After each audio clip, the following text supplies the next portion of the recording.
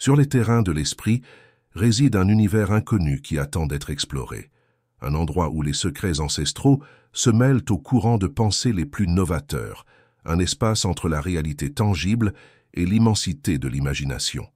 Bienvenue dans La guérison mentale de Christian D. Larson, un chemin inexploré vers la transformation et la découverte de soi. Dans les pages de cet audiolivre se déploie une carte vers les royaumes les plus profonds de la conscience humaine. Larson, tel un alchimiste moderne, nous convie à un voyage fascinant où chaque mot est un portail vers un monde intérieur rempli de potentiel et de possibilités. Un périple qui défie les limites de la pensée conventionnelle et nous plonge dans une symphonie de concepts mystiques, scientifiques et spirituels. Imaginez un lieu où l'esprit a le pouvoir de façonner la réalité, où chaque pensée est une graine capable de germer et de transformer le paysage de notre existence. À travers d'anciens principes et pratiques contemporaines, cet audio-livre révèle comment libérer le potentiel caché de l'esprit pour guérir, rajeunir et élever la vie vers de nouveaux sommets. Les pages de La guérison mentale résonnent comme un écho de la sagesse ancestrale, transmettant une compréhension profonde et intemporelle du pouvoir intérieur de l'être humain. Les secrets codés dans ces mots invitent l'auditeur à s'embarquer pour un voyage vers l'inconnu, vers la réalisation d'un potentiel au-delà des limites habituelles. Ici, dans ces enregistrements, les frontières entre réalité et imagination s'estompent. Un vaste canevas se déploie où les possibilités sont infinies, où l'esprit est un jardin fertile, prêt à être cultivé avec les graines de l'introspection, de la connaissance et de l'accomplissement personnel. Préparez-vous à vous plonger dans une odyssée mentale, où l'obscurité se transforme en lumière et les énigmes en réponses. Êtes-vous prêt à explorer les mystères de l'esprit humain et à découvrir la guérison pour l'âme et l'esprit? Le seuil de ce voyage extraordinaire attend votre pas pour révéler les secrets qui résident au cœur même de votre être. Leçon 1. La guérison du nervosisme est un fait bien connu qu'une majorité considérable de personnes dans ce pays sont plus ou moins accros à la nervosité sous une forme ou une autre. Et comme la nervosité est la cause directe de tous les maux mentaux, et la cause indirecte de nombreux maux physiques organiques ainsi que fonctionnels. Il y a peu de choses plus importantes que de trouver une méthode par laquelle la santé des nerfs pourrait être assurée. Trouver un remède pour cette maladie a toujours été un problème. La médecine en général sert peu, et les différentes formes d'autres systèmes thérapeutiques n'atteignent qu'un nombre limité de cas.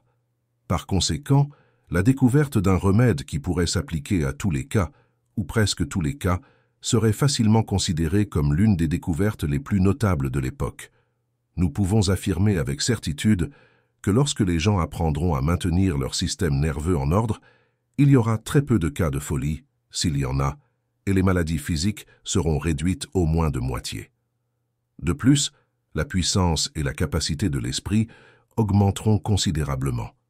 La plupart des esprits les plus brillants du monde ne parviennent pas à réaliser tout ce dont ils sont capables en raison de problèmes nerveux de diverses sortes qui non seulement tendent à réduire la quantité d'énergie mentale, mais aussi à embrouiller l'intellect et à détourner presque invariablement l'imagination. Il y a à peine un esprit doté d'une habileté exceptionnelle ou d'un génie qui ne soit pas accro à la nervosité d'une manière ou d'une autre. Et il est impossible que n'importe quel esprit puisse donner le meilleur de lui-même dans de telles conditions. Le fait est que si la nervosité était complètement éliminée de la race, plus de la moitié des maux physiques et presque tous les maux mentaux disparaîtraient. La force et la résistance du corps augmenteraient de manière significative, et la capacité de l'esprit serait pratiquement doublée dans la plupart des cas. Par conséquent, il est évident qu'un remède parfait contre la nervosité serait d'une grande aide, pour ne pas dire davantage, et un remède qui remplit toutes les exigences a été trouvé, car par sa propre nature, il ne peut tout simplement pas échouer. Ce remède redonnera la santé aux nerfs dans tous les cas où il est utilisé, et il est si simple que tous ceux qui l'appliqueront pourront le faire avec succès. Que ce remède élimine la nervosité dans tous les cas peut sembler impossible, mais lorsque nous examinons la nature du remède, nous constatons que son efficacité ne fait jamais défaut. Elle réside dans son pouvoir d'éliminer la cause lointaine de ce que l'on pourrait appeler la cause immédiate de cette affection. Cette condition du système que nous appelons la nervosité découle du désaccord dans le fluide nerveux, ou de ce que l'on pourrait appeler des vibrations confuses dans les énergies électromagnétiques du corps.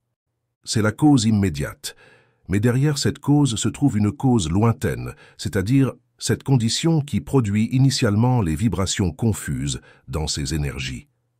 Le fluide nerveux dont nous parlons peut être appelé l'électricité humaine, car sa nature et ses actions correspondent exactement au courant électrique, bien qu'il soit bien sûr de qualité beaucoup plus fine que l'électricité ordinaire. En conséquence, le cerveau humain peut être appelé un générateur car ses courants fins sont produits là-bas, et les nerfs peuvent être appelés les câbles qui transportent ce fluide ou cette électricité à chaque partie du corps. Les fonctions de ce fluide nerveux sont nombreuses. Chaque pensée, état, condition ou action, produite dans l'esprit, est transmise à tout le corps par ces nerfs ou câbles, grâce à la force de ce fluide, et à son tour, tout ce qui se passe dans tout le système est transmis au cerveau par le même processus. Le système nerveux est donc un système télégraphique humain grâce auquel l'esprit est constamment informé des événements de son propre monde. Il donne également en permanence des instructions concernant ce qui doit être fait dans chaque partie de son monde, et nous pouvons facilement comprendre comment de fausses informations ou des données peuvent être transmises, et comment les nouvelles urgentes peuvent être retardées dans leur transmission si ces courants électriques plus fins sont perturbés. Lorsqu'une personne souffre de nervosisme, elle est souvent trompée en ce qui concerne l'état de son système. La raison en est qu'elle reçoit de fausses informations parce que le système télégraphique n'est pas en parfait état. De la même manière, une telle personne peut échouer à obtenir les faits exacts concernant son état. Il se peut que des conditions se développent dans son système dont elle n'a pas conscience car les informations se perdent en cours de route. La même situation est cependant souvent provoquée par la prise de médicaments. Lorsque l'on prend des médicaments pour soulager la douleur n'est pas éliminée, mais elle est simplement insensibilisée, ou l'information de la douleur ne parvient pas au cerveau. Occasionnellement, ce processus peut être acceptable, mais si l'on interfère trop avec la fonction de transmission des informations du système nerveux, il le paralysera, à tel point que la plupart des sensations perçues seront fausses ou amplifiées. Lorsque les gens imaginent qu'ils ont des maladies qui n'existent pas dans leur système, un système nerveux paralysé ou perverti est généralement la cause. Ils reçoivent de fausses informations sur leur propre état et croient qu'elles sont vraies parce qu'elles semblent très réelles. Cependant, tout ce qui semble réel n'est pas nécessairement vrai. En fait, plus le système nerveux est perturbé et perverti, plus ces fausses impressions semblent réelles. La raison en est qu'un système nerveux perturbé est anormalement sensible. Leçon 2.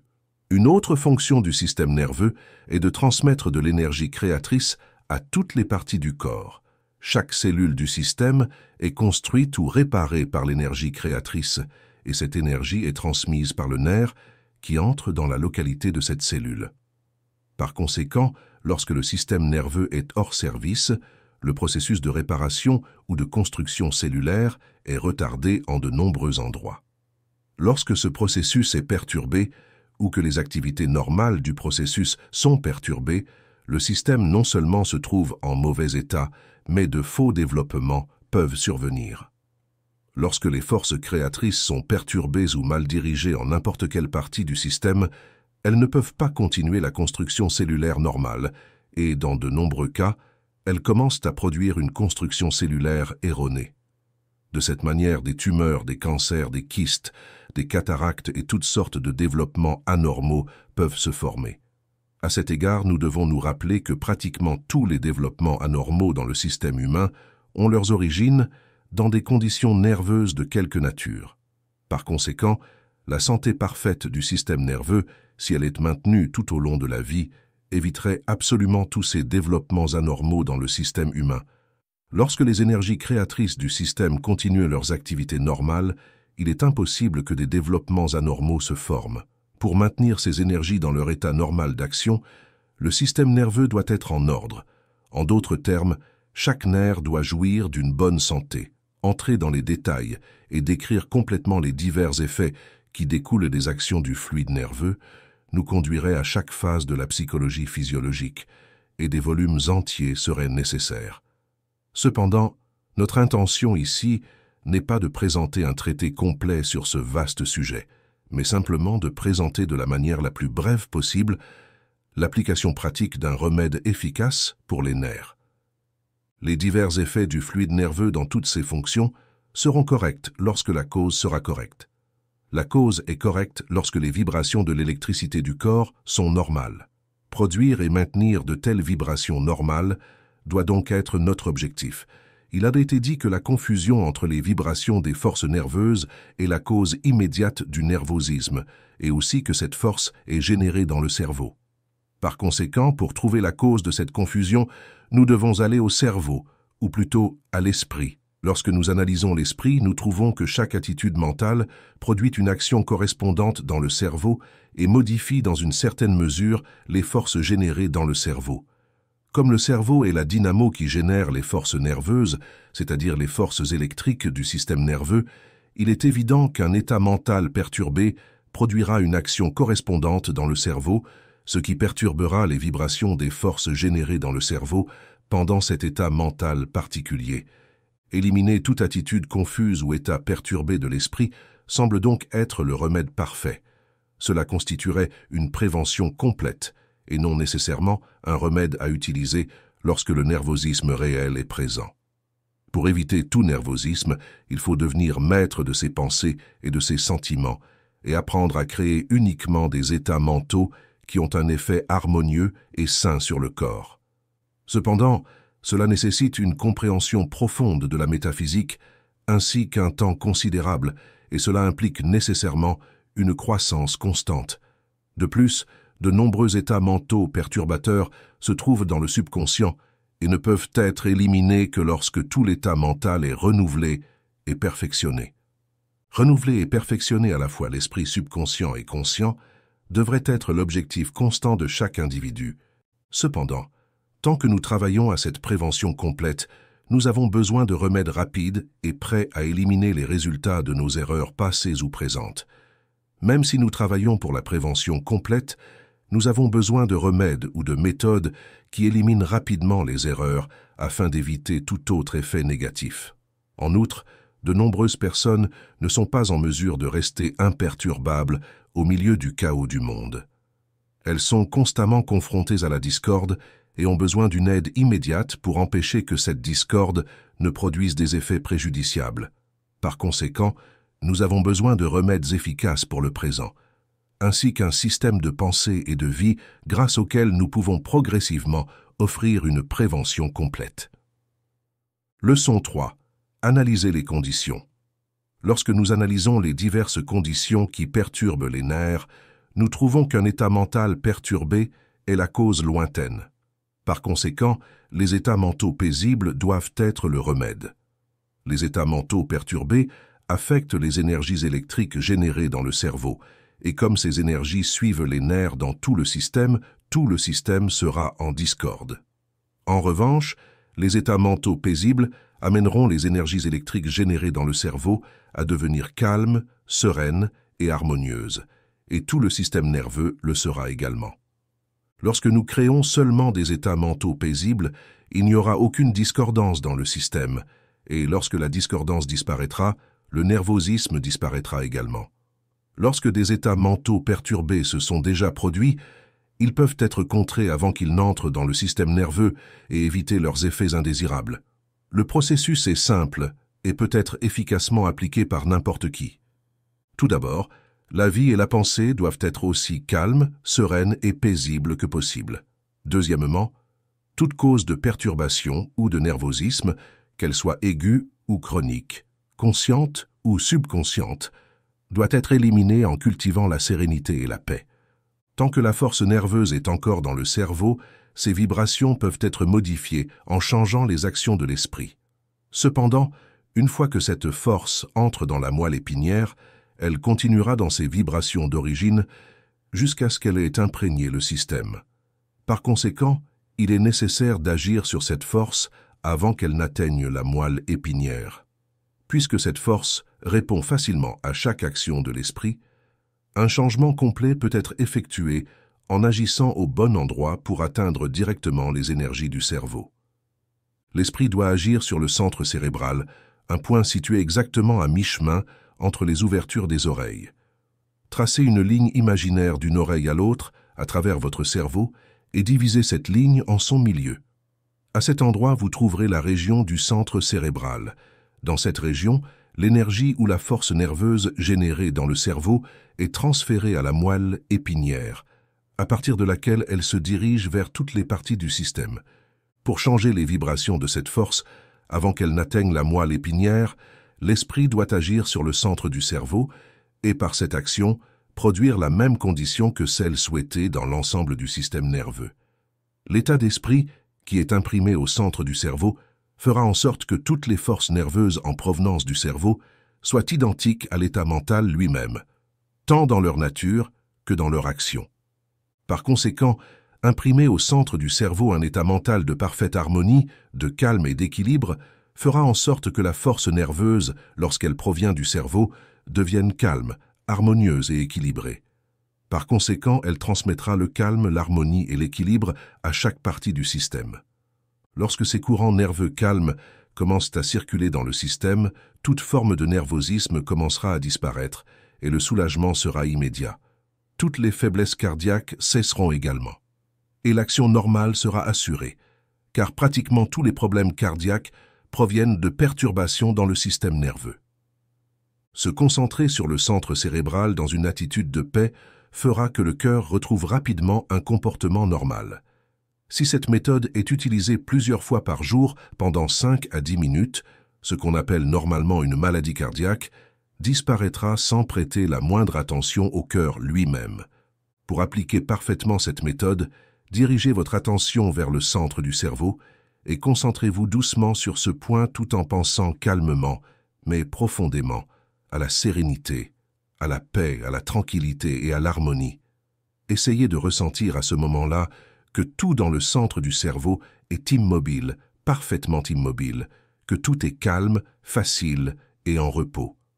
Il est important de se rappeler qu'au cours de l'application de cette méthode, il ne faut pas penser à l'esprit ou au corps, mais que toute la pensée doit être dirigée vers cet état paisible que nous imaginons être en train de se produire au centre du cerveau. Si vous pouvez concentrer toute votre attention sur le centre du cerveau à ce moment-là et ressentir que toutes les énergies de l'esprit et du cerveau se déplacent doucement vers le centre du cerveau. Alors, vous allez réaliser la parfaite harmonie dans tout votre système. Même en quelques secondes, cet état d'esprit pénétrera rapidement dans toute la région du centre cérébral et toutes les énergies qui passent dans la moelle épinière et de là dans le système nerveux changeront et deviendront calmes et sereines, car cette condition est au centre cérébral à travers lequel ces énergies passent toujours. Comme ce sont les seules énergies agissant directement à travers le système nerveux, tout nervosisme doit disparaître si ces mêmes énergies sont apaisées. Lorsque vous appliquez cette méthode, il est préférable d'être confortablement assis ou, mieux encore, allongé, avec l'esprit et le corps détendus, les yeux fermés, et toute votre attention détournée des choses extérieures. Ensuite, ayez un seul but en tête, celui de pénétrer le centre du cerveau avec une vie mentale de paix et de calme absolu. Plus vous accomplirez cette pratique calmement et facilement, meilleur sera le résultat. Essayez doucement d'attirer les forces mentales les plus subtiles vers le centre cérébral, tout en pensant aux forces les plus subtiles de votre esprit, vous aidera considérablement à produire des résultats immédiats. Il est utile de respirer profondément, mais doucement pendant l'exercice, qui peut durer 5 à 10 minutes et être répété plusieurs fois par jour. Combinez la respiration physique avec cet exercice de la manière qui vous convient le mieux. Pour ce faire, lorsque vous inspirez physiquement, essayez d'attirer les forces mentales les plus fines vers le centre cérébral. Et lorsque vous expirez physiquement, essayez de ressentir que ces forces plus fines se déplacent calmement et paisiblement à travers votre corps jusqu'à vos pieds. La combinaison de la respiration physique avec ce que l'on pourrait appeler l'inhalation et l'exhalation des forces mentales les plus subtiles est un moyen d'une valeur inestimable pour toutes les conditions de nervosisme ou de perturbation mentale. Chacun trouvera donc avantage à pratiquer cette méthode jusqu'à ce qu'elle puisse être exécutée de manière impeccable. Lorsque les résultats commenceront à apparaître, vous ressentirez un délicieux bien-être intérieur et tous les nerfs de votre système seront apaisés. À cet égard, il est bon de se rappeler qu'un nerf calme est le seul nerf qui accomplit correctement son travail. Chaque fois que vous vous sentez excité, agité ou perturbé, appliquez cette méthode et l'harmonie sera immédiatement rétablie, évitant ainsi les maux et les erreurs. Le système se réajustera, le cœur retrouvera son rythme normal et l'équilibre parfait indispensable pour maintenir l'intégrité et la réparation du système sera assuré. Cette méthode éliminera également la fatigue et la sensation de fatigue, car l'esprit et le corps se rechargeront invariablement d'énergie lorsqu'ils sont en parfait équilibre. Lorsque cette méthode est utilisée quotidiennement et correctement, le nervosisme sous toutes ses formes disparaîtra, une santé parfaite pour les nerfs sera garantie, et le système sera placé à un niveau plus élevé d'harmonie, ce qui est extrêmement précieux pour favoriser le développement physique ou mental. Essayez de ressentir l'essence la plus subtile ou la vie de l'esprit tout en se concentrant sur l'équilibre au centre du cerveau est très important, car lorsque la vie la plus fine est ressentie, le subconscient est impressionné. Lorsque la paix parfaite est transmise au subconscient, le travail est bien fait. Lorsque le subconscient est calme et serein dans toutes ses actions, chaque atome du système fonctionnera en parfaite harmonie et chaque action, aussi rapide ou forte soit-elle, sera absolument calme et sereine. Leçon 4. Un élément essentiel dans la guérison. Un élément essentiel dans la guérison du nervosisme est d'éliminer la tendance à penser ou à agir inconsciemment. L'action inconsciente, c'est-à-dire faire une chose tout en pensant à une autre, entraînera une attention divisée, et une attention divisée conduit à une diminution du pouvoir d'autocontrôle. Tant que l'attitude de maîtrise de soi et d'autocontrôle est parfaite, le nervosisme sera impossible. Cependant, dès que l'esprit commence à perdre le contrôle sur les diverses fonctions du système, le nervosisme commence. Ce que l'on appelle le nervosisme n'est rien de plus qu'une action confuse entre les énergies nerveuses.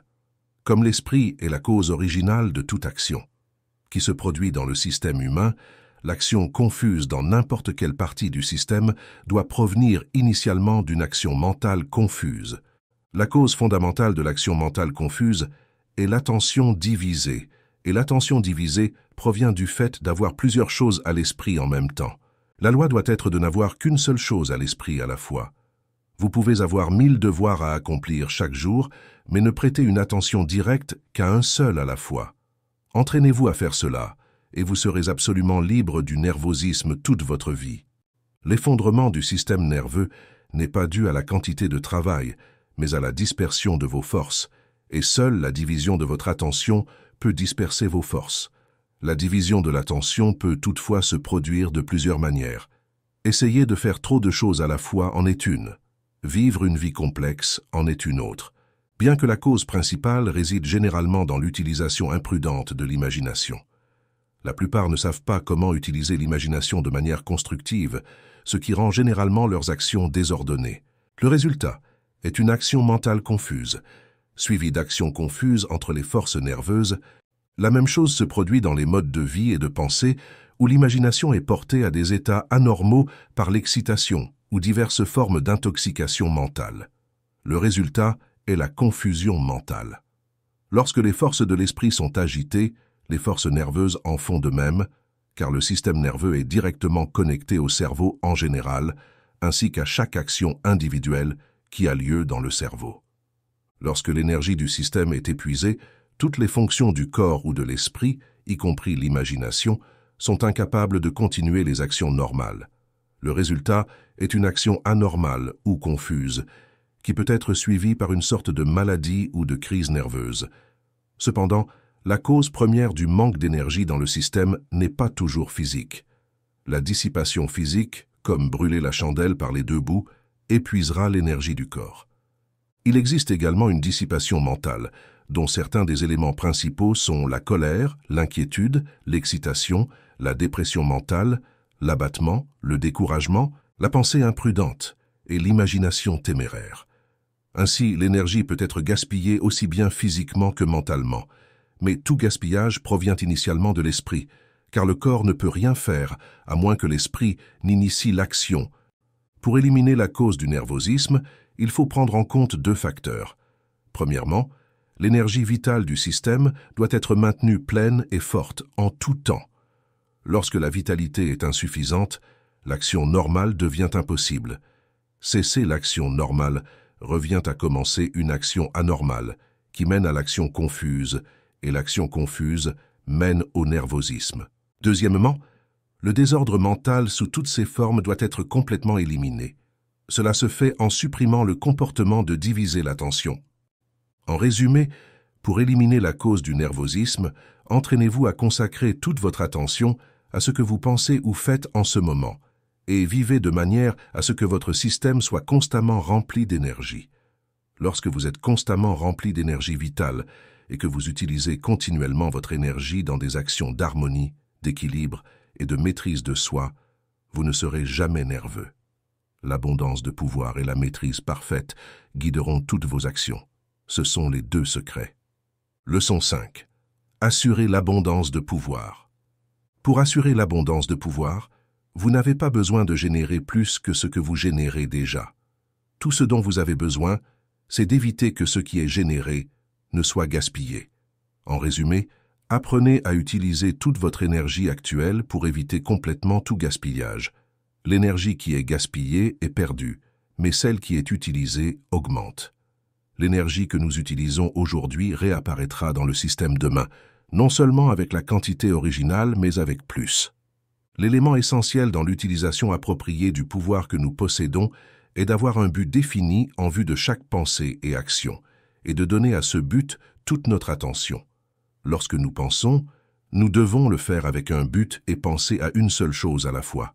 De cette manière, toute la puissance de notre pensée est mise au travail et rien d'entre elles n'est gaspillé. Il convient de rappeler et de répéter une fois de plus que la fatigue provient du gaspillage d'énergie, jamais de l'énergie qui est mise au travail. L'énergie mise au travail se reproduit d'elle-même et il ne peut donc y avoir de perte d'énergie. La fatigue dans le système survient uniquement lorsque l'énergie est perdue. Lorsque vous travaillez, ne pensez pas à l'étape suivante ou essayez de planifier la prochaine étape tout en terminant la première. Prenez des moments spéciaux pour élaborer de nouveaux plans. Vous éviterez de diviser votre attention ou de troubler votre esprit. N'allez pas plus vite que vos pieds et ne vivez pas mentalement dans le futur tout en travaillant dans le présent. Là où le corps vit, l'esprit doit vivre aussi. Et les énergies des deux doivent travailler ensemble pour construire la vie du moment présent. Lorsque vous lisez, ne sautez pas au deuxième paragraphe avant d'avoir terminé le premier. N'utilisez pas l'article dans l'intention d'en obtenir l'essentiel en 1/10 du temps qu'il vous faudrait pour le lire. La coutume de survoler les choses est l'une des pires habitudes mentales qui soit et devrait être complètement éliminée. Vous pourriez penser que vous économisez du temps en survolant, mais vous perdez de l'énergie, du pouvoir mental et, à la fin, c'est tout à fait une perte et rien à gagner. Évitez la même erreur dans votre vie. Ne tentez pas d'obtenir tout ce qui est dans la vie en vous précipitant à travers elle. La plupart des gens sont cependant accros à cette habitude, mais elle conduit directement au nervosisme et est la cause directe de plus de 90% des crises nerveuses qui se produisent. En attendant, cette même habitude apporte beaucoup de destruction, de dépression et de malheur. Apprenez à vivre dans le présent. Faites des plans pour l'avenir pendant des moments spéciaux réservés à cette fin. Refusez catégoriquement de vivre dans le futur. Refusez de faire aujourd'hui mentalement ce que vous espérez faire demain dans la réalité. Des milliers de personnes ont cette habitude, ce qui rend leurs esprits presque toujours confus, tout en dissipant continuellement leurs forces. Si vous prévoyez de faire un voyage demain, préparez-vous bien aujourd'hui, mais ne refaites pas ce voyage 20 fois mentalement aujourd'hui. Préparez les briques pour le bâtiment de demain, mais ne les mettez pas aujourd'hui dans votre esprit. Ne vivez jamais mentalement dans le présent les expériences que vous avez eues dans le passé ou l'expérience que vous espérez avoir à l'avenir. Cette pratique dispersera vos forces et divisera votre attention, résultant en une action mentale confuse suivie d'une action nerveuse confuse. Cette pratique diminuera également votre pouvoir de concentration et sans concentration, nous ne pouvons rien accomplir. Cependant, la contemplation paisible des joies passées ou des joies futures attendues produira toujours des effets bénéfiques tant que nous ne faisons rien d'autre pendant cette contemplation. En fait, consacrer des moments spéciaux chaque jour à cette contemplation sera bénéfique, peu importe à quoi vous pensez pendant vos moments de loisir, que ce soit au passé, au présent ou au futur, tant que la pensée est agréable et que l'attention n'est pas divisée. Par conséquent, pour prévenir ou guérir durablement le nervosisme, nous devons toujours garder à l'esprit ces deux choses. Éviter l'attention divisée et empêcher que l'énergie du système ne soit épuisée. En d'autres termes, vivez et pensez de manière à ce que votre système soit constamment débordant d'énergie en tout temps et concentrez toute votre attention sur ce que vous pouvez être en train de penser ou de faire en ce moment. Leçon 6. Les exercices suivants ou méthodes. Les exercices ou méthodes suivants peuvent être utilisés de manière très bénéfique, aussi bien pour prévenir que pour guérir le nervosisme. Si vous les suivez fidèlement, vous obtiendrez les résultats les plus parfaits. Asseyez-vous en position de calme pendant quelques minutes, plusieurs fois par jour.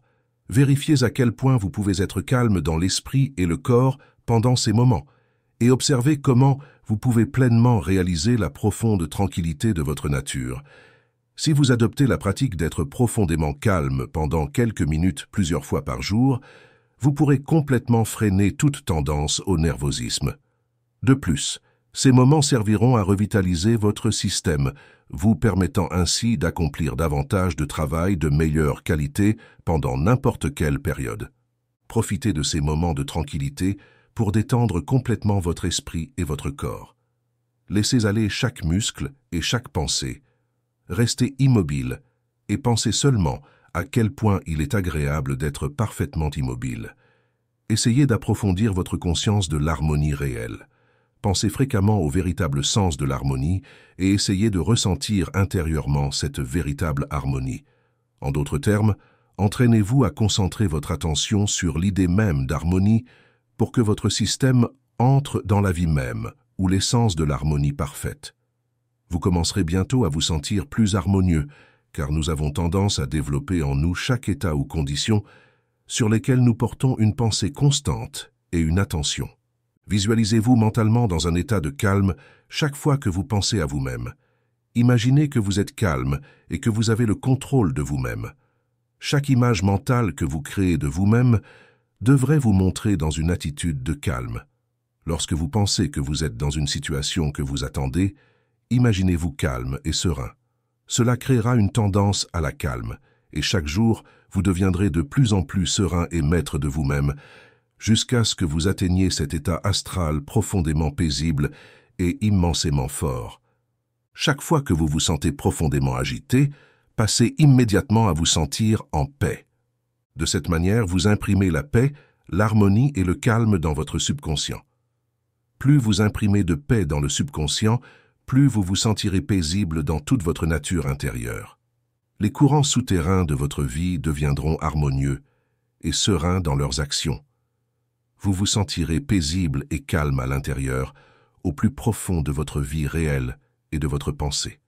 C'est l'homme qui se sent paisible et serein au plus profond de sa nature intérieure, qui ressent également la plus grande puissance de sa nature intérieure. Un tel homme est fort et dominant. Il possède une véritable force de volonté. Il a un contrôle total sur tout ce qui est en lui. Il a non seulement acquis le pouvoir d'être bien, mais aussi le pouvoir d'accomplir des choses qui en valent la peine. Rappelez-vous toujours de la grande loi. Plus profonde est votre conscience de la paix, plus grande est votre possession de pouvoir. Refusez d'être vulnérable.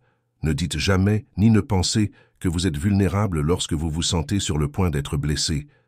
Dites-vous que vous pouvez tout supporter et décidez de faire les choses correctement à cet égard. Ne soyez offensé par rien. Refusez de vous abaisser à la mesquine position de vous sentir insulté et refusez d'accepter toute forme d'indignité qui pourrait vous être adressée. Ayez trop de respect pour votre système nerveux pour vous sentir mal à propos de ce que les gens disent ou font, et ayez trop de bon sens pour gaspiller de l'énergie à ruminer les problèmes lorsque vous savez que cette même énergie, si bien utilisée, pourrait résoudre tous vos problèmes. N'obsédez jamais mentalement sur quelque chose de désagréable, car le faire, c'est voler la vie à votre système nerveux. Réfléchir à la malchance, aux problèmes ou aux pertes, équivaut à voler de l'énergie et de la vie à vos nerfs et organes. Tout cela pour maintenir en vie les souvenirs laids et angoissants que ces malheurs ont imprimés dans votre esprit. Lorsque vous faites cela, vous affamez simplement votre système nerveux pour perpétuer l'existence de monstres mentaux. Le résultat est le nervosisme, puis les crises de nerfs, et dans de nombreux cas, la perte de la raison ou de la vie. Tout cela peut être évité facilement. Refusez absolument de vous souvenir des aspects désagréables du passé ou de vous attarder sur le côté sombre de toute condition qui pourrait exister dans le présent. Redirigez immédiatement votre attention vers les possibilités les plus riches et les plus grandes que chaque expérience peut contenir. Et engagez-vous positivement dans l'esprit même de ces possibilités. Vous vous rendrez bientôt compte que votre gain est plus important que votre perte et que vous avez le pouvoir, dans les jours à venir, de multiplier ce gain un nombre indéfini de fois. Ne pensez jamais aux nerfs, ne dites jamais que vous êtes nerveux et ne pensez jamais consciemment à une condition qui pourrait exister en quelque partie de votre système. Lorsque vous sentez que quelque chose ne va pas, corrigez-le immédiatement. Plus vous évitez de penser au mal ou à l'organe où le mal pourrait résider, mieux c'est. Pensez que tout votre corps est en santé et vivez constamment dans la vie, la santé et la force de cette pensée. Lorsque vous souhaitez changer des conditions physiques, n'agissez pas mentalement sur le corps physique et ne concentrez pas votre attention sur les organes physiques. La démarche à suivre consiste à produire la cause souhaitée dans le subconscient, et l'effet souhaité apparaîtra bientôt dans la personnalité physique. Ne permettez en aucun cas une forme d'attitude mentale nerveuse. Si vous êtes accoutumé à cette habitude ou tendance, cultivez le calme détendu en permettant à votre système de plonger fréquemment dans la sensation de calme profond. Pour ce faire, imaginez le monde intérieur de calme profond dans lequel vous vivez, vous déplacez et avez votre existence. Ensuite, laissez-vous simplement plonger dans la vie paisible et le calme profond de l'âme de ce monde. Appliquez également la méthode spéciale décrite dans la première partie de cette leçon, chaque fois que vos nerfs sont sur le point de lâcher. Cette méthode produira systématiquement la relaxation, en plus d'être apaisante, réconfortante et très réparatrice dans une mesure exceptionnelle. Cultivez l'assurance des états mentaux sains et profondément joyeux en tout temps, mais que votre joie soit de nature à produire un contentement paisible. Évitez les attitudes joyeuses qui ont tendance à exciter les nerfs ou à créer un état mental surexcité. C'est la joie profonde et tranquille, la joie qui devient de plus en plus profonde, douce et paisible, à mesure que vous la savourez longuement, que vous devriez rechercher en toutes circonstances. Cette forme de guérison doit être adoptée chaque heure. Soyez en paix avec toutes choses. Dormez suffisamment et vivez avec la foi que toutes choses œuvrent ensemble pour un bien de plus en plus grand. Leçon 6. Pour assurer et maintenir une santé mentale parfaite, vous devez prendre en considération ces faits importants. Dans la prévention et la guérison des troubles presque entièrement d'origine mentale, il y a deux tendances particulières à éviter. La tendance à épuiser les énergies mentales par un usage incorrect de l'action mentale et la tendance à intensifier, dans certaines circonstances tendues, les actions de ces énergies. Lorsque la vie et l'énergie mentale s'affaiblissent au point où il n'y a plus suffisamment de puissance pour effectuer une pensée normale, l'esprit cesse de fonctionner correctement, la conscience s'émousse, de sorte qu'aucune expérience n'est correctement interprétée, et les conceptions mentales formées à ce moment sont pour la plupart des illusions. La pensée nécessite de l'énergie, tout comme la marche ou le mouvement physique. Si le corps perd trop d'énergie, il devient trop faible pour marcher, et si l'esprit perd trop d'énergie, il devient trop faible pour penser. Cependant, l'incapacité de marcher ne résulte pas toujours du manque d'énergie physique, et l'incapacité de penser clairement ne résulte pas toujours de la faiblesse mentale. L'esprit peut être rempli de pouvoir, mais lorsqu'il est intensifié à l'excès, les actions mentales harmonieuses et successives sont perturbées et la pensée claire devient impossible. Une telle personne pense généralement beaucoup et est constamment en état de travail, mais sa pensée sera décousue et peut entraîner de fausses croyances, des idées erronées, voire des hallucinations de toutes sortes. Une étude minutieuse des maux d'origine mentale montre clairement que lorsque les conditions de surcharge et de travail sont évitées, l'esprit ne devient jamais anormal, déséquilibré ou perturbé. Cependant, les conditions de surcharge ne proviennent pas seulement d'un effort mental excessif. Elles peuvent également découler de l'inquiétude, de la dépression, de la tristesse, de la peur, de l'anxiété et de situations similaires. Ces états mentaux épuisent les forces mentales en dépensant de l'énergie dans des pensées destructrices, pendant que le travail mental ordinaire consomme de l'énergie pour effectuer ce qui peut être occasionnellement utile. Une personne peut travailler son esprit tellement intensément qu'elle consomme trop d'énergie. Dans de tels cas, des problèmes mentaux peuvent résulter directement de la surcharge mentale, mais ces cas sont très rares, car la plupart sont causés par l'inquiétude et l'anxiété. 1 heure d'inquiétude consomme plus d'énergie mentale que 10 heures de travail mental continu. Il en va de même pour la peur, la tristesse, la dépression et d'autres états mentaux similaires erronés. Généralement, c'est l'inquiétude associée au travail qui fait que quelqu'un se sent épuisé après celui-ci, et rares sont ceux qui ne se soucient de rien pendant qu'ils travaillent. Cependant, cette habitude peut, et même doit, être complètement surmontée.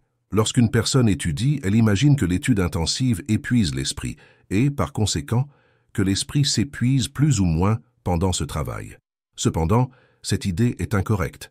L'étude consommera certainement une quantité d'énergie mentale, mais pas suffisamment, même après de nombreuses heures d'études continues, pour entraîner une fatigue mentale. C'est l'anxiété que la plupart des étudiants associent à leur étude, qui épuise l'esprit. Lorsque l'étude est entreprise avec un objectif spécifique, l'étudiant est souvent trop anxieux de remplir cet objectif, et il y a souvent une peur d'échec ou de dépression due aux erreurs déjà commises. Toutes ces mauvaises utilisations de l'esprit l'épuisent, de sorte que l'étude ne peut pas être entreprise avec satisfaction. L'étude en elle-même ne cause presque jamais d'épuisement ou de fatigue mentale. Pour empêcher l'affaiblissement de l'esprit, nous devons remplacer l'occupation, la peur et l'anxiété par la foi. L'esprit qui demeure, pense et agit dans la foi restera toujours fort. Il s'agit d'une des grandes vérités que nous devons toujours nous rappeler. Vivre dans cette vérité fournit à l'esprit une protection sans égale.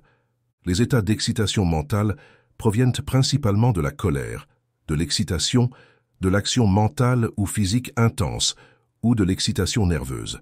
Cependant, toute action mentale énergique ou toute action tendue produira le même état.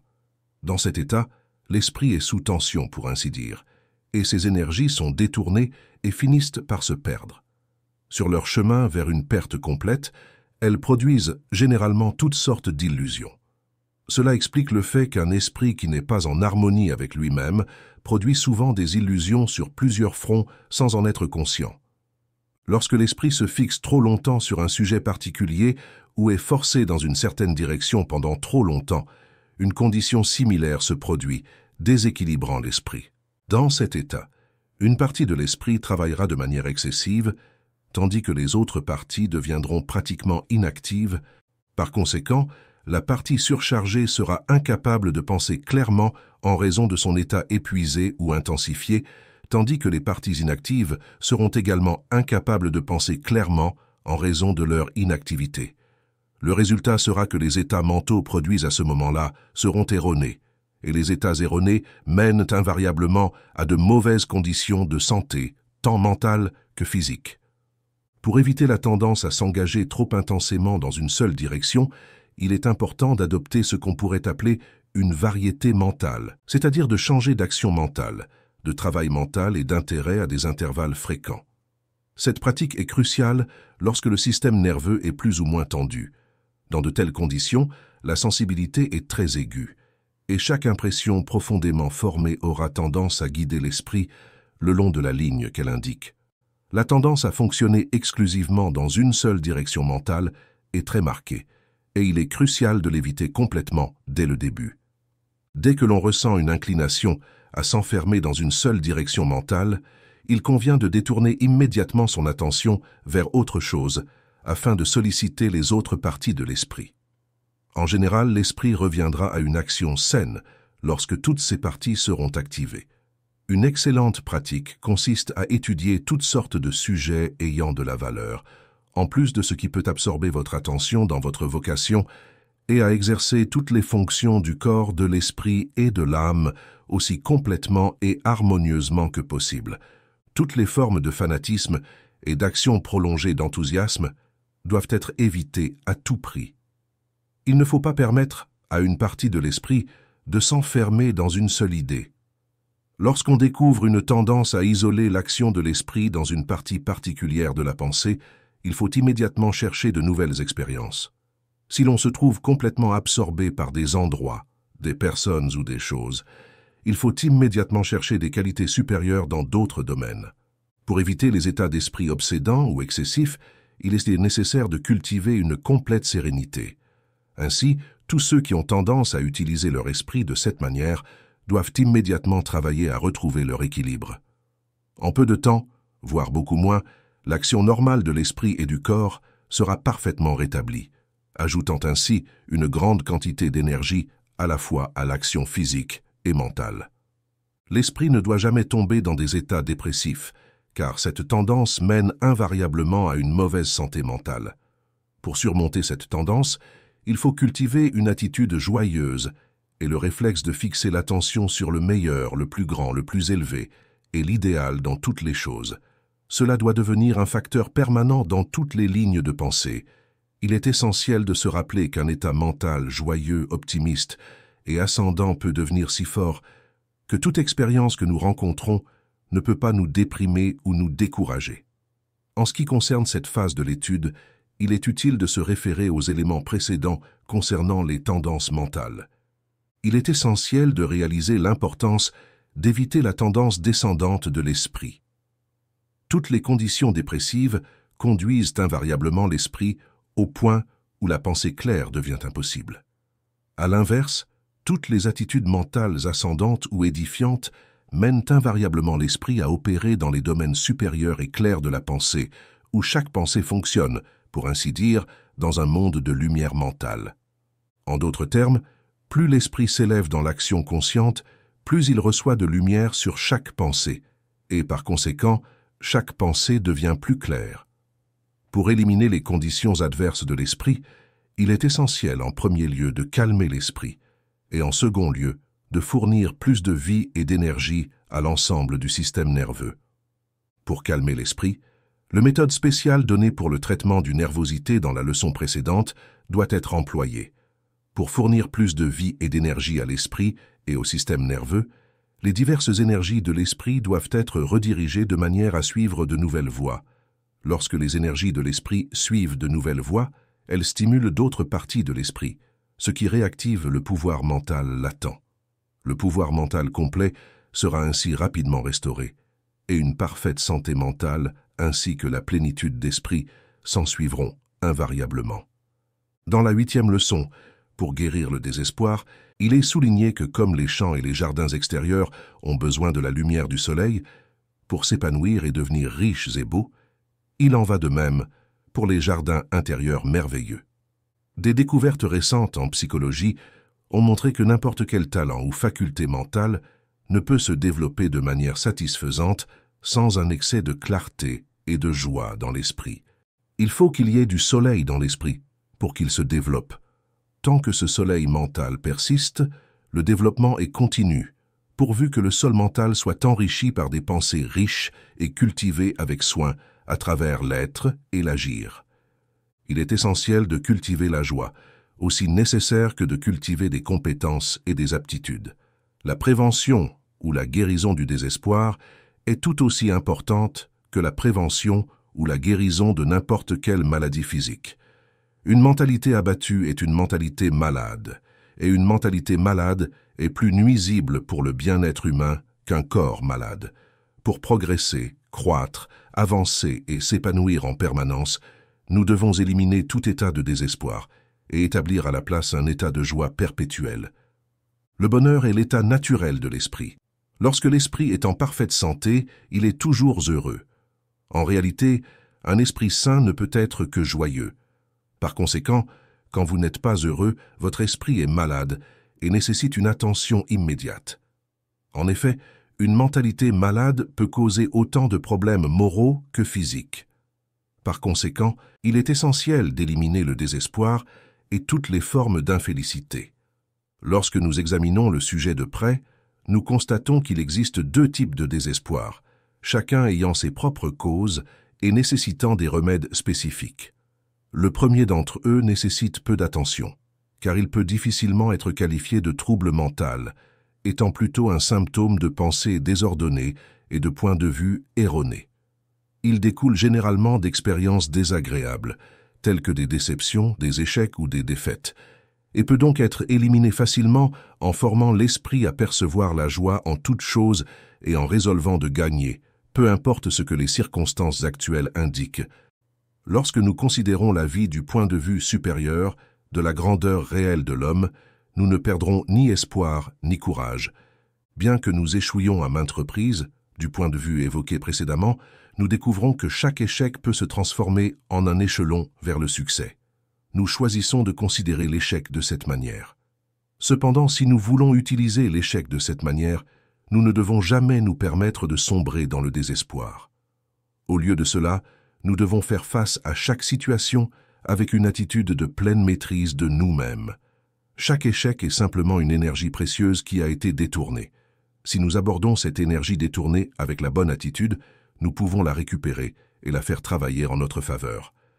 Ainsi, les forces actuelles de nos circonstances, qui semblent destructrices, peuvent être changées et transformées en forces constructives. La raison est simple. Si nous pouvons changer la direction de nos forces ou circonstances par une action erronée, nous pouvons également changer la direction de ces forces par une action correcte, les amenant à travailler en accord avec notre but et notre plan. Donc, lorsque l'échec se présente, nous ne devons pas abandonner dans le désespoir, mais plutôt rassembler joyeusement et magistralement les forces dispersées et les rediriger vers la construction d'un succès encore plus grand que nous n'aurions jamais imaginé. L'homme qui sait que ses possibilités sont illimitées ne se rendra jamais face à la défaite, et donc, il ne sera jamais abattu. Il sait qu'il finira par triompher s'il continue comme il a commencé, et il sait aussi que chaque grande difficulté surmontée signifie invariablement un pouvoir supplémentaire pour le vainqueur. Une telle mentalité ne peut jamais être déçue, même en cas de perte et d'échec dans de nombreux domaines. Elle sait qu'elle détient son propre destin entre ses mains et qu'elle atteindra inévitablement ce qu'elle se propose de réaliser. Lorsque nous comprenons les lois métaphysiques, nous savons que nous ne pouvons pas nous permettre d'être découragés en aucune circonstance, peu importe à quel point les choses semblent mal tourner. Si nous maintenons une attitude joyeuse, pleine d'espoir et emplie de foi, nous sommes dans la disposition permettant l'application de nos pouvoirs et talents de manière à ce que tout aille bien. En conséquence, le désespoir qui découle de l'échec ou de la défaite peut être facilement surmonté ou prévenu en adoptant une perspective plus élevée sur la vie. Lorsque nous connaissons nos capacités et apprenons constamment à maîtriser et à contrôler notre destin, les revers ne nous affectent pas, car ils sont temporaires et, sous la direction de l'esprit qui comprend, ils céderont bientôt la place à l'ordre, à l'avancement et à de plus grandes réalisations. La deuxième forme de désespoir est en réalité une maladie mentale et doit être traitée en tant que telle. Elle se manifeste de différentes manières et peut parfois résulter des conditions mentionnées précédemment. En général, cependant, elle a d'autres origines. Les personnes atteintes de désespoir chronique ont tout ce que le cœur peut désirer et n'ont jamais connu la déception ni la défaite. Parfois, cette forme de désespoir est appelée mélancolie et constitue la principale cause de la folie. Il est important de se rappeler que l'esprit qui est toujours heureux ne peut jamais devenir fou. C'est une grande vérité qui doit être sérieusement considérée et pleinement appliquée dans toutes les circonstances. Les principales causes du désespoir chronique sont les suivantes: l'épuisement de la force nerveuse ou de la vitalité mentale, la mauvaise direction des émotions, la perturbation des principaux centres nerveux, en particulier le plexus solaire, le désordre des activités physiques. La première cause est facile à prévenir et les conditions qui résultent de cette cause peuvent être éliminées par des méthodes très simples. En général, le système humain génère suffisamment de vitalité pour répondre à tous les besoins, et à moins que cette vitalité ne soit mal utilisée, il n'y aura pas d'épuisement de l'esprit ou du corps. Cependant, Le désaccord, l'inquiétude, la colère, la peur et des états mentaux similaires ont tendance à gaspiller l'énergie vitale et peuvent donc provoquer l'épuisement. Cependant, le travail régulier en lui-même ne provoquera jamais cette condition, car il a été démontré de manière concluante que le travail seul n'épuise jamais les forces vitales du système humain. L'épuisement dû à la baisse de la vitalité survient généralement soudainement, même lorsque tout dans la vie semble harmonieux et joyeux. Dans de telles circonstances, l'expérience est mystérieuse, et vous ne pouvez pas trouver de cause définie. Tout semble bien dans votre monde, mais vous vous sentez mal et ces conditions peuvent durer des heures. La tentation de chercher des remèdes stimulants est très forte en de telles occasions, et il est bien connu que l'épuisement nerveux a été à l'origine de nombreuses vies ruinées par l'abus d'alcool. Cependant, au lieu de chercher des remèdes artificiels, nous devons chercher la cause et essayer de l'éliminer directement. Lorsque vous vous sentez épuisé mentalement ou physiquement, vous pouvez reconnaître que la cause est la faible vitalité. La première étape que vous devez prendre lorsque vous découvrez cela est de pratiquer une respiration profonde et complète, car rien n'augmente autant les forces vitales qu'une respiration correcte. Par respiration correcte, nous entendons une respiration profonde, complète et douce, utilisant tout le thorax dans l'exercice. La personne ordinaire utilise généralement seulement la moitié supérieure des poumons en respirant, ce qui la rend sujette à des affections dans cette partie de son corps et réduit également l'apport régulier d'énergie vitale. La simple science de la respiration correcte consiste à respirer avec tout le thorax et à rendre toute la respiration régulière. Lorsque vous constatez que les énergies vitales du système s'épuisent, respirez davantage. Et si vous en avez l'occasion, restez parfaitement immobile pendant quelques minutes, tout en essayant de vous rendre compte que vous êtes le centre vital autour duquel toutes les forces de votre monde ont tendance à s'accumuler. C'est vrai, vous êtes un centre vital de tous les éléments et forces de votre monde, et lorsque vous concentrez votre attention sur vous-même en tant que centre vital de la vie, vous commencez à accumuler plus de vie jusqu'à ce que vous soyez littéralement rempli d'une énergie que vous n'avez jamais ressentie auparavant. Rester dans cette attitude pendant quelques instants revigore votre système, et au lieu de vous sentir déprimé, vous commencerez bientôt à vous sentir plus heureux et en meilleure santé que depuis longtemps. En vous concentrant sur vous-même en tant que centre vivant, maintenez-vous dans une paix parfaite en vous rendant compte que vous vivez, bougez et avez votre être dans un océan infini de vie. Ensuite, désirez doucement accumuler toute l'énergie que vous pouvez saisir et restez silencieux pendant quelques minutes dans cette attitude. Les résultats dépasseront largement vos attentes. Un certain nombre d'états de désespoir sont provoqués par des émotions mal dirigées, et la principale cause de cela réside dans la pratique d'entretenir des désirs qui ne peuvent pas être réalisés dans le moment présent. Lorsque les énergies s'accumulent dans certaines parties du système humain où elles ne peuvent pas être utilisées immédiatement, l'effet est toujours perturbant et dépressif sur le système nerveux. Cela entraîne à son tour la manifestation d'un désespoir mental, car tant que les forces inutilisées s'accumulent quelque part, elles ont tendance à exciter les nerfs dans cette région de l'esprit ou du corps. Cette perturbation pervertit les sentiments et les émotions. Tant qu'il y a une forte tendance à exprimer de l'énergie de n'importe quelle manière, dans n'importe quelle direction, cela causera de l'excitation et de la perturbation dans les régions mentales et physiques du système. Les sentiments de désespoir peuvent être évités en évitant d'entretenir des désirs qui ne peuvent pas être réalisés immédiatement. Il est important d'apprendre à vivre dans le présent et à se réjouir de ce que l'on a, tout en travaillant vers un avenir meilleur, plutôt que de se laisser emporter par des désirs inassouvis. La maîtrise des émotions, la concentration de l'esprit sur des buts clairs et la gestion de la vie de manière à éviter l'excitation inutile sont autant de moyens pour éviter le désespoir et maintenir une paix mentale constante. Cela, à son tour, favorise une bonne santé mentale et physique.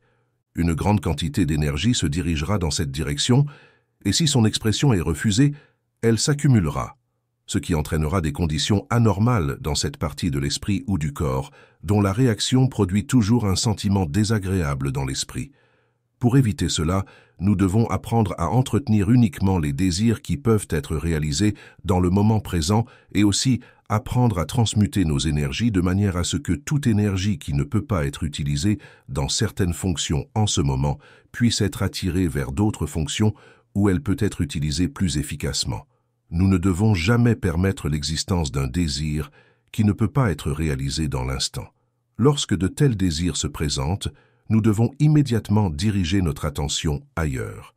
Cette déviation de l'attention tendra à attirer l'énergie liée à ce désir vers d'autres parties du système où elle peut être utilisée de manière pratique. À cet égard, quelques exemples seront utiles. Si vous ne pouvez pas honnêtement satisfaire votre désir de vêtements élégants, changez ce désir et désirez plutôt une belle âme. Si vous ne pouvez pas satisfaire votre désir de nourriture riche, entraînez-vous à désirer des pensées riches à la place. Si vous ne pouvez actuellement satisfaire votre désir d'avoir une descendance physique, détournez votre attention vers l'esprit et cultivez de grands talents à la place. Il existe de nombreuses illustrations similaires qui soutiennent cette idée. Ceux qui appliquent ce concept constateront qu'il est simple de prévenir les déséquilibres physiques et mentaux qui peuvent survenir dans le système lorsque nos énergies ne coulent pas dans les canaux d'origine. En gagnant un contrôle plus précis sur les énergies de notre système, nous pouvons les diriger vers n'importe quel organe, fonction ou faculté que nous devons renforcer à un moment donné. À mesure que cette compréhension s'enracine solidement, nous noterons que le simple désir de diriger notre énergie vers une partie spécifique de l'esprit ou du corps, où l'action a lieu entraîne que toute l'énergie excédentaire du système afflue directement vers cet endroit sans délai. Leçon 10. Une autre cause de l'émotion mal dirigée se trouve dans les sentiments incontrôlés. Lorsque nous permettons à nos sentiments de joie de se transformer en ce qui pourrait être appelé de l'extase hystérique, ou lorsque nous laissons notre enthousiasme nous emporter, nous nous dirigeons vers une grande chute de l'esprit suivie de dépression. Chaque sentiment et chaque joie doivent être maintenus en équilibre, et l'enthousiasme est à son maximum de puissance lorsqu'il est parfaitement contrôlé. Cette forme d'enthousiasme qui échappe aux individus produit invariablement des états anormaux de l'esprit, ce que nous devons faire tout en notre pouvoir pour éviter. Lorsqu'un certain état émotionnel, en raison d'un manque de contrôle, va trop loin dans une certaine direction, monopolisant toute l'attention de l'esprit, il accumulera plus d'énergie dans cet endroit qu'il ne peut être utilisé. Cette accumulation déprime l'esprit car elle devient un fardeau, tandis que d'autres parties de la mentalité déjà épuisée expérimentent une sensation de vide. Voilà pourquoi vous vous sentez sans force, ni capacité, ni ambition à chaque fois que vous êtes déprimé. Lorsque nous ne permettons jamais de nous réjouir ou de nous enthousiasmer excessivement, et que nous ne permettons jamais à l'existence de désirs irréalisables, et que nous ne permettons jamais à aucun sentiment de dépasser notre contrôle, alors nous évitons totalement toute dépression qui pourrait découler de l'utilisation incorrecte des émotions. Cependant, si la dépression provient de quelque source que ce soit, nous pouvons la remédier en quelques minutes en concentrant simplement notre attention sur le centre cérébral, comme cela a été indiqué précédemment dans le remède contre la nervosité et en pratiquant la respiration profonde et complète.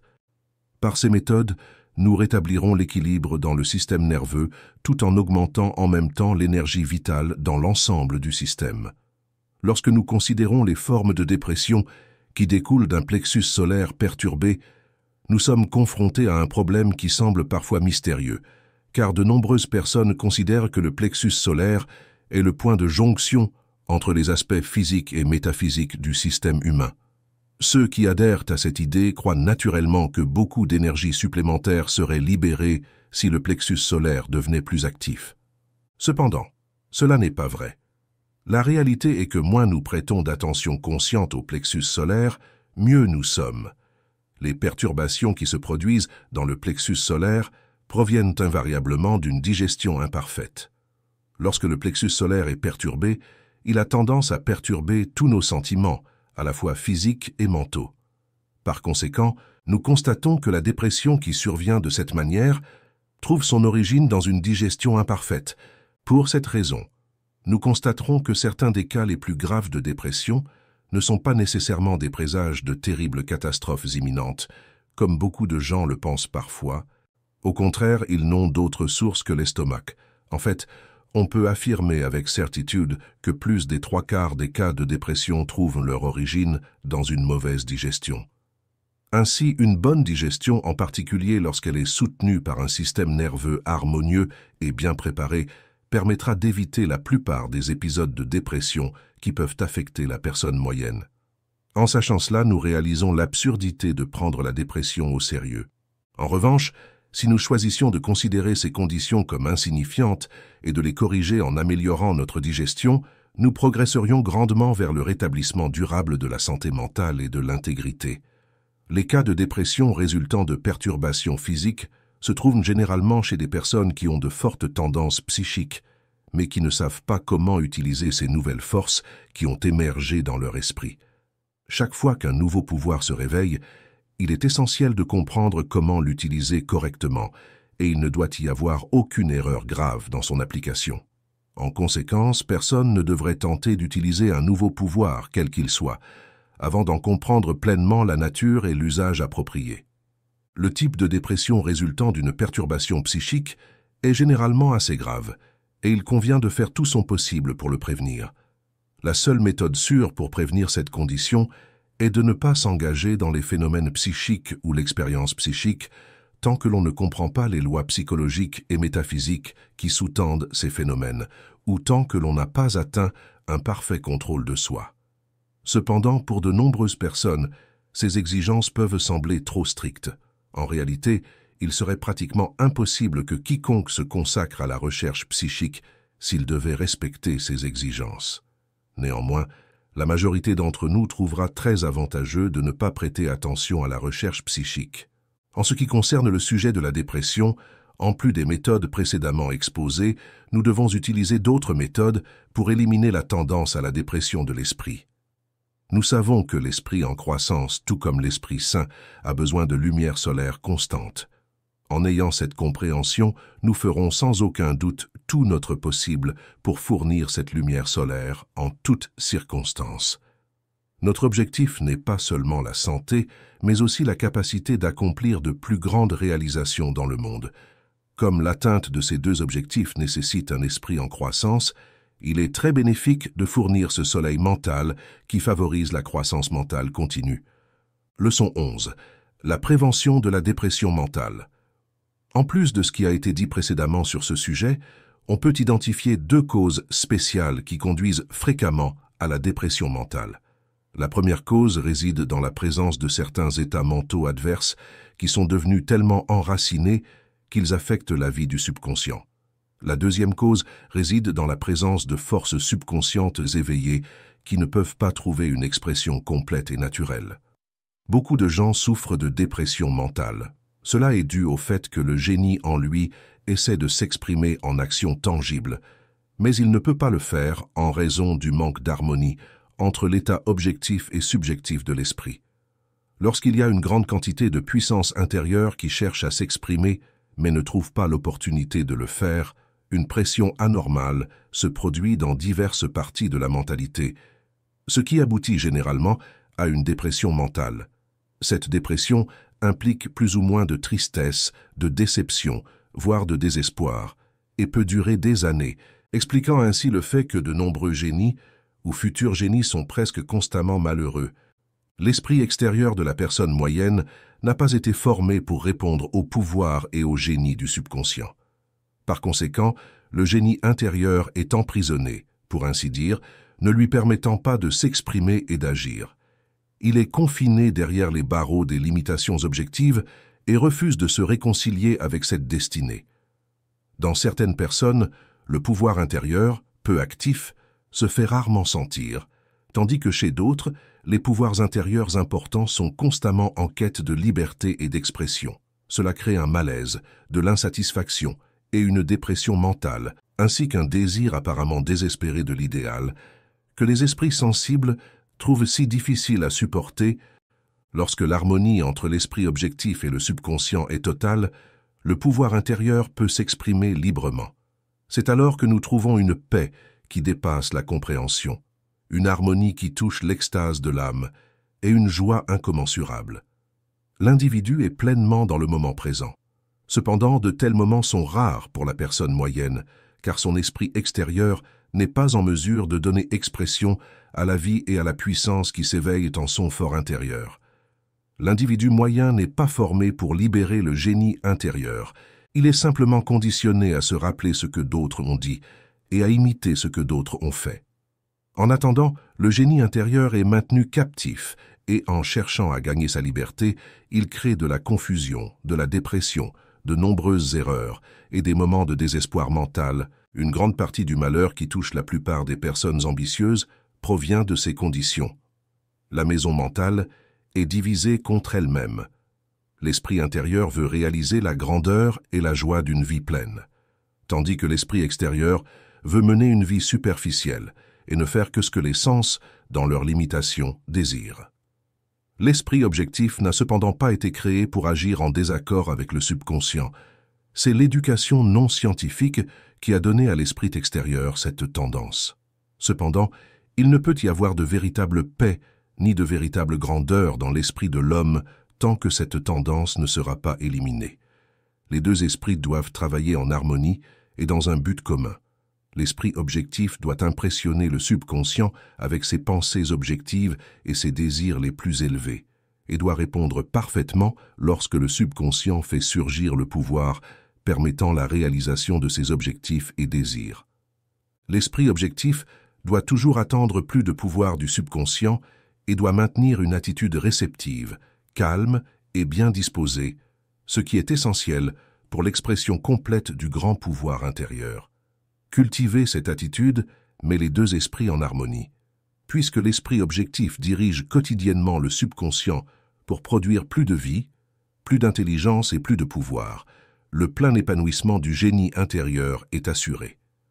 Cette harmonie permettra au subconscient de sortir et d'accomplir ce qui lui a été ordonné. La libération totale de la dépression, du mécontentement chronique et de l'inclinaison vers l'obscurité de la vie est atteinte lorsque le pouvoir interne maximum est autorisé à agir en toute liberté.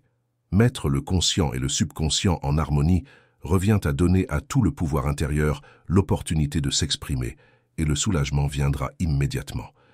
De plus, toute la personnalité sera rechargée avec une nouvelle vie. Le corps deviendra plus vigoureux et l'esprit plus brillant. Lorsque la dépression mentale chronique provient d'états mentaux adverses, le remède consiste à former l'esprit objectif à la pensée scientifique précise. Autrement dit, l'esprit doit vivre du côté ensoleillé, du côté constructif, du côté de la croissance, et chaque pensée doit être modelée exactement sur les plus hauts idéaux qui puissent être créés. Lorsque nous concentrons notre attention sur nos idéaux et ressentons profondément à tout moment que nous progressons vers ces idéaux, nous sortirons de la dépression, de l'obscurité et du mécontentement vers un monde de lumière, de liberté, de paix et de joie. Il existe une région supérieure dans l'esprit de l'homme où le bonheur est perpétuel. Pour entrer dans cette région supérieure, la première chose essentielle est de mettre les deux esprits en harmonie. Et la deuxième chose essentielle est de garder son regard fixé sur tout ce qui est vrai, parfait, élevé, beau et sublime. Leçon 12. Éliminer la peur. Tant que la tendance à la peur subsiste, il n'est pas possible pour un esprit de donner le meilleur de lui-même, et comme il est absolument nécessaire que tout esprit donne le meilleur de lui-même pour vivre une vie de paix, de santé, de liberté et d'accomplissement, nous devons nous efforcer d'éliminer complètement la peur. L'origine réelle de tous les maux humains peut être retracée jusqu'à la croissance, et nous savons que la croissance est ralentie chaque fois que nous ne donnons pas le meilleur de nous-mêmes. Par conséquent, tout ce qui entrave notre meilleur être doit être éradiqué, et il y a de nombreuses choses qui le font. Cependant, la peur est l'une des plus éminentes. Il est possible de démontrer que la peur a empêché de plus grandes mentes innées d'appliquer leur grandeur que tous les autres états mentaux adverses combinés. Il est également possible de démontrer que la peur a engendré plus de maladies, de problèmes et de malheurs que toute autre cause. Ainsi, éliminer la peur serait une réalisation extraordinaire, pour le moins. Il existe de nombreuses méthodes qui élimineront la peur temporairement, mais pour l'éliminer définitivement, nous devons trouver sa cause fondamentale. Cette cause a été recherchée partout et a été trouvée dans ce que l'on peut appeler le temps extérieur du moment présent. En fin de compte, la peur est simplement un état mental qui découle de l'apparente incertitude du futur immédiat. Si nous savions que dans les jours à venir, tout serait exactement comme nous le souhaitons, il n'y aurait aucune raison d'avoir peur à aucun moment. Mais c'est cette incertitude avec laquelle nous entrons mentalement en contact presque tous les jours qui est à l'origine de toutes les formes de peur. Pour éliminer la peur, nous devons donc surmonter cet état d'incertitude, et il est bon de savoir que c'est possible. Ce sentiment d'incertitude engendre plusieurs formes de peur, et l'une des plus prononcées est peut-être la peur de la mort. Nous craignons la mort parce que nous ressentons une incertitude quant à la vie après. La pensée de la mort ne pourrait jamais nous inspirer la moindre crainte. Une autre phase concerne les calamités. Nous vivons plus ou moins dans la crainte des calamités parce que nous ne savons pas si nous échapperons indemnes ou non, ni quelles précautions prendre pour assurer une sécurité absolue. Nous craignons la pauvreté parce que les choses dans ce monde semblent très incertaines.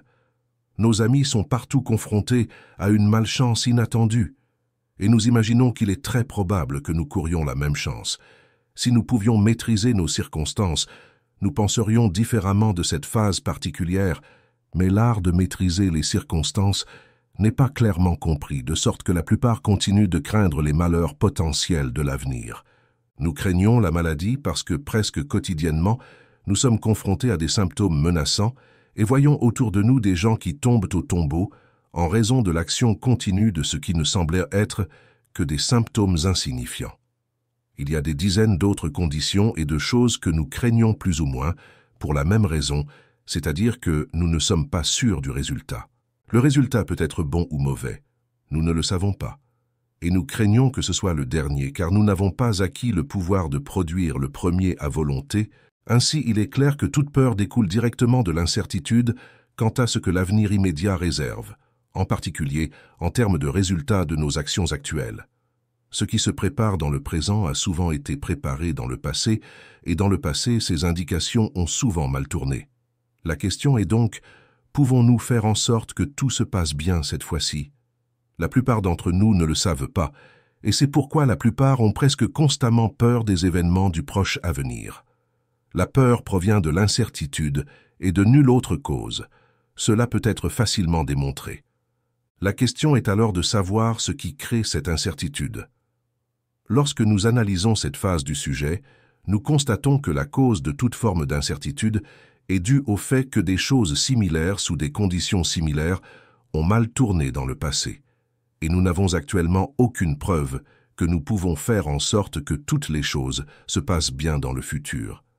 La plupart n'ont aucune preuve que l'avenir peut être favorable, indépendamment des conditions présentes. Cependant, cela ne signifie pas que la preuve ne peut pas être trouvée. Par conséquent, pour éliminer la peur, il est nécessaire d'obtenir des preuves positives démontrant que nous pouvons faire en sorte que tout se passe bien, que nous pouvons améliorer l'avenir par rapport au présent et que nous pouvons faire en sorte que toutes les choses travaillent ensemble pour promouvoir notre plus grand bien-être. Même si la maison elle-même est ordinaire et que tout à l'intérieur est ordinaire et bon marché, en contraste, une maison neuve et luxueuse avec un mobilier coûteux peut donner l'impression de total désordre si elle est dirigée par un esprit chaotique. Cette même loi s'applique sans exception, des plus petits détails aux plus grandes échelles du monde. Le monde lui-même et ses nombreuses parties sont comme les personnes qui sont responsables. Les choses bonnes du monde proviennent de bonnes causes, les autres choses proviennent de causes adverses, et toutes les causes proviennent de l'homme. Cependant, l'homme peut produire n'importe quelle cause qu'il souhaite. Par conséquent, l'avenir est entre ses propres mains pour changer la condition du monde en général. La race humaine en général doit changer, et cela est possible. Pendant longtemps, on a dit à la race d'être correcte et bonne, mais on ne nous a pas dit clairement comment procéder. La race est très disposée à changer pour le mieux, et en fait, la grande majorité prie constamment pour obtenir les connaissances et la vérité nécessaires sur le grand sujet de l'amélioration humaine. Par conséquent, tout ce qui est nécessaire, c'est de fournir ces informations très souhaitées qui sont déjà disponibles, et le monde commencera à changer. le monde en général, est l'effet direct des actions de tous ses habitants, tandis que le monde de l'individu est le résultat de ses propres actions, en plus des actions du monde en général, avec lesquelles il peut entrer en contact. Cependant, l'individu peut changer ses propres actions et s'adapter aux actions du monde de manière à obtenir les résultats qu'il souhaite dans chaque cas. En d'autres termes, chaque individu peut produire dans son propre monde ce qu'il souhaite et peut changer les choses qui arrivent dans son monde à partir du monde en général pour qu'elles deviennent identiques en nature et en action à ce qu'il produit lui-même. Comprendre la vraie nature et le vrai pouvoir de l'homme, c'est savoir qu'il peut déterminer ce qu'il doit produire lui-même et qu'il peut également déterminer ce que le monde en général doit produire dans son propre monde. Il est alors le maître absolu de la situation. Et étant donné que tout cela est vrai, toute la question se réduit à celle des mathématiques pures. Lorsque nous résolvons un problème mathématique, nous n'avons pas peur de la réponse si nous connaissons les principes. Nous n'avons pas peur du résultat si nous sommes de bons mathématiciens. Nous savons positivement que la réponse sera correcte, et il ne peut y avoir de peur ou d'appréhension lorsque l'on connaît positivement. Le bon mathématicien n'est cependant pas exempt de peur dans ses calculs, car il est supérieur aux autres. Il est seulement supérieur dans le sens où il connaît les principes impliqués. Il vit dans le même monde mathématique que l'étudiant qui trébuche, ils ne sont pas différents. La seule différence est que l'un comprend les principes et l'autre pas. Le bon mathématicien obtient la réponse qu'il veut, il fait du futur du problème exactement ce qu'il veut qu'il soit. Il souhaite que le résultat soit correct et en comprenant les principes, il obtient ce qu'il souhaite. Son secret est simple. Il sait quels principes appliquer pour résoudre le problème et applique ces principes à chaque problème. En conséquence, il obtient les résultats souhaités. Les problèmes que nous rencontrons dans la vie quotidienne peuvent être traités de la même manière. Ils ont tous une base mathématique, et si nous appliquons correctement les principes de la vie, ces problèmes peuvent être résolus de manière à produire les résultats corrects dans chaque cas. Leçon 13. Être conscient. Quand nous savons que l'avenir est le résultat direct du présent, il ne peut y avoir de crainte de l'avenir tant que nous appliquons correctement les principes de la vie à tout ce que nous faisons dans le présent. De plus, nous devons nous rappeler que l'homme qui vit de manière constructive chaque jour est en train de construire un avenir plus grand, meilleur et plus parfait que son présent. Il est absolument convaincu que le résultat de ses efforts actuels sera bon et produira le meilleur, car il sait qu'il met en action quotidiennement des causes productives de choses meilleures et plus grandes. Pour un tel homme, la peur est tout simplement impossible. Il n'y a pas d'incertitude dans son esprit, donc il ne peut pas y avoir de peur. Il ne craint pas la pauvreté, car il s'améliore chaque jour. Chaque jour, il rend un meilleur service au monde, et la loi est que plus notre service est bon, plus grande est notre récompense. Il peut y avoir des exceptions occasionnelles à cette règle, mais ces exceptions sont apparentes et sont dues à des violations particulières des lois de la vie que nous ne voyons pas à ce moment-là. Il y a beaucoup de gens qui peuvent utiliser certains principes correctement tout en abusant d'autres principes. Les résultats dans ces cas seront donc incertains et la peur peut surgir. Mais lorsque nous appliquons tous les principes, il ne peut y avoir d'incertitude ni de peur, car le résultat sera celui que nous souhaitons, un homme qui possède des compétences et qui s'adapte correctement aux besoins du domaine à travers lequel ses compétences peuvent s'exprimer pleinement, est un homme constamment en demande, et sa récompense augmente continuellement. Lorsque les grands esprits ne sont pas appréciés en leur temps, la faute leur incombe, car ils n'ont pas su adapter leur génie aux besoins de leur époque. Cependant, quelle que soit leur capacité, ils peuvent s'adapter aux besoins de leur époque et ainsi non seulement recevoir l'appréciation complète de leur propre génération, mais également appliquer pleinement et avec le plus grand succès toutes les capacités qu'ils peuvent posséder. Pour ces esprits qui donnent le meilleur d'eux-mêmes aujourd'hui, il n'y a aucune raison d'avoir peur tant que la loi est comprise, car tant qu'ils donnent le meilleur d'eux-mêmes, ils s'améliorent constamment et leur avenir sera de plus en plus abondamment pourvu de bons effets. Ceci est la loi. Ainsi, celui qui applique cette loi n'a rien à craindre. Tout le monde sera d'accord avec cette déclaration, mais pour l'esprit moyen, le problème est de savoir comment créer de bonnes causes, et uniquement de bonnes causes, et comment savoir si vivre est constructif ou non. Il y a des milliers de personnes qui ont de bonnes intentions et qui essaient réellement de créer seulement le meilleur, mais vivent presque constamment dans des problèmes et des malheurs. La cause de cette condition réside dans le fait qu'on ne leur a pas appris comment appliquer les principes impliqués dans les problèmes particuliers qui surviennent dans leur vie. Pour procéder, nous devons sortir notre vie de cet état chaotique et établir un ordre absolu. Puis, sur cette base ordonnée, aussi petite ou insignifiante soit-elle, nous devons commencer à construire une nouvelle demeure de vie. Cependant, avant de commencer, les plans de la nouvelle structure doivent être clairement établis dans l'esprit, c'est-à-dire que nous devons former notre idéal. La première chose essentielle est de vivre dans une attitude mentale paisible, sereine et bien disposée, car les forces de la vie doivent être harmonisées dans une action constructive. La deuxième chose essentielle est de prendre sa vie en main en la maintenant constamment dans la conscience de sa propre possession, c'est-à-dire que nous devons toujours penser que la vie est absolument en notre possession, et en peu de temps, le pouvoir de gouverner complètement notre propre vie deviendra une seconde nature. La troisième chose essentielle est d'avoir un objectif prédominant, c'est-à-dire de faire de soi-même et de son travail quelque chose de meilleur chaque jour, de construire constamment des choses plus grandes, à la fois dans notre propre nature et dans notre environnement.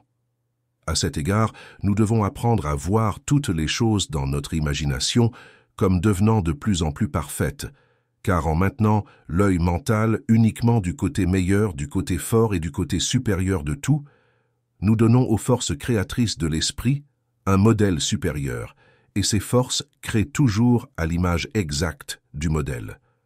Lorsque nous pensons constamment au supérieur et que nous maintenons notre regard mental fixé sur le supérieur, nous créons le supérieur dans notre propre nature. En revanche, lorsque nous pensons au côté sombre, au côté faible, au côté tourmenté, au côté malade et au côté échoué, nous avons tendance à créer toutes ces conditions dans notre nature et dans notre monde, et en y pensant constamment, nous provoquons ainsi la réalisation de ce que nous craignons. Lorsque nous consacrons toute notre attention à construire une vie de meilleure qualité et que nous opérons avec une maîtrise croissante de l'art de canaliser nos capacités vers une construction positive, nous orchestrons alors une symphonie parfaite d'action dans laquelle chaque élément collabore pour nous forger plus grand, meilleur et exceptionnel. Lorsque toutes nos énergies sont organisées en une armée de constructeurs habiles, il n'y a qu'un effet possible, à savoir une augmentation perpétuelle de tout ce qui est souhaitable dans la vie humaine. Celui qui utilise toutes ses énergies de cette manière n'aura donc rien à craindre, car la cause même de la peur aura été complètement éliminée de sa vie. Il est donc évident que le défi de surmonter la peur est relevé en utilisant nos facultés de manière plus noble dans le présent que dans le passé. Et cette prouesse est accomplie en apprenant à utiliser les principes de la vie avec une précision équivalente aux mathématiques. Il y a de nombreuses choses que nous craignons, mais les principales sont sans aucun doute la pauvreté, la maladie, la calamité et la mort. Et lorsque nous apprenons à éliminer la peur de ces 4 éléments, nous pouvons aussi éliminer la peur de toutes les conditions moins importantes qui ne sont pas souhaitées. Pour éliminer la peur de la mort, il est seulement nécessaire de se convaincre du fait que la vie est continue et que la vie future de chaque individu est le résultat naturel de sa vie présente. Le développement de ce que l'on peut appeler la conscience de l'âme ou la réalisation du « je suis » démontrera de manière concluante à n'importe quel esprit que la vie de chaque individu est continue et interminable. En fait, devenir conscient du « je suis » signifie savoir que je suis, et la vie sont identiques, et que la vie est indestructible. Ajoutez à cela le fait que tu, le vrai tu, constitue le « je suis », et vous aurez une base solide sur laquelle vous pourrez vous prouver par la pure raison que vous continuerez à vivre éternellement.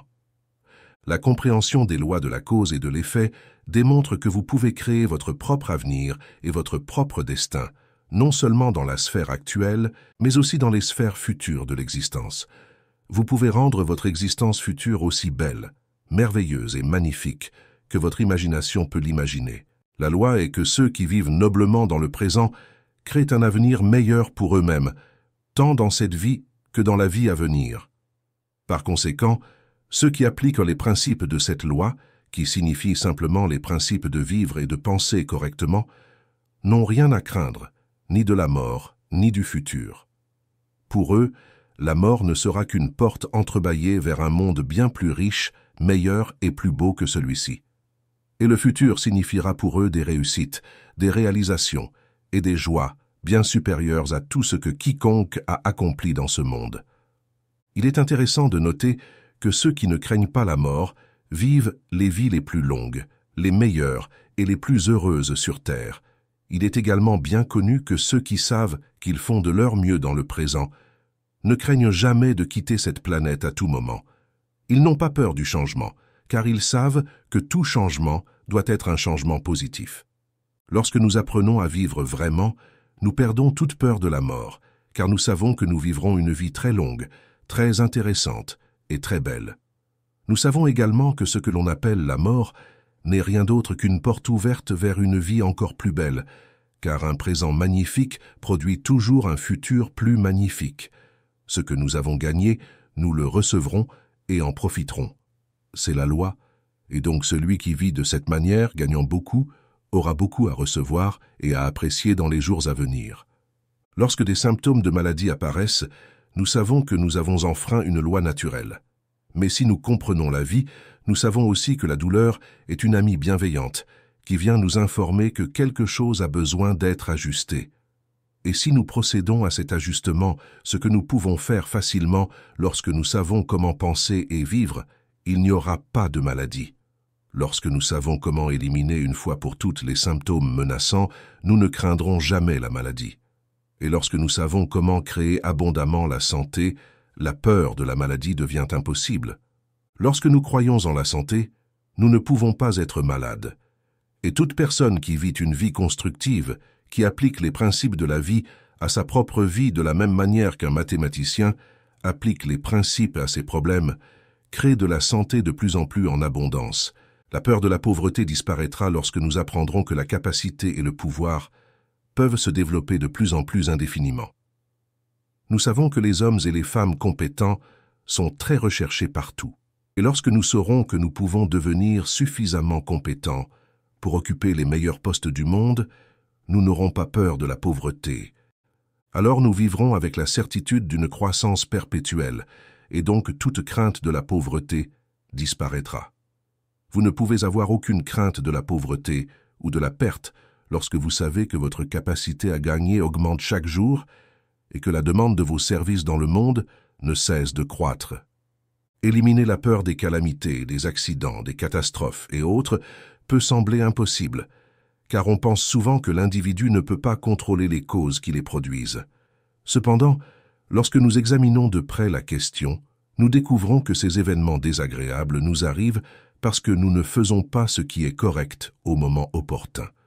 Lorsque nous vivons en accord avec les principes, nous apprenons de plus en plus à faire ce qui est correct au moment approprié. Et nous développons également des sens plus fins à mesure que nous grandissons mentalement et spirituellement, ce qui nous permet de discerner facilement la voie à suivre dans chaque cas, et ainsi d'éviter ce qui pourrait ne pas être agréable. À ce sujet, il est important de se rappeler que même si nous ne pouvons pas contrôler toutes les causes de catastrophes dans le monde, nous pouvons nous contrôler nous-mêmes. Nous pouvons nous écarter du chemin des actions de ces causes. En d'autres termes, nous pouvons éviter la voie qui mène à la calamité et emprunter les voies qui sont toujours sûres lorsque nous appliquons la loi de la vie de manière à créer constamment ce qu'il y a de mieux. Nous expérimenterons de plus en plus positivement ce qui est de mieux. Par conséquent, il n'y aura rien à craindre, car en croyant seulement en ce qu'il y a de mieux, nous ne recevrons que le meilleur en retour.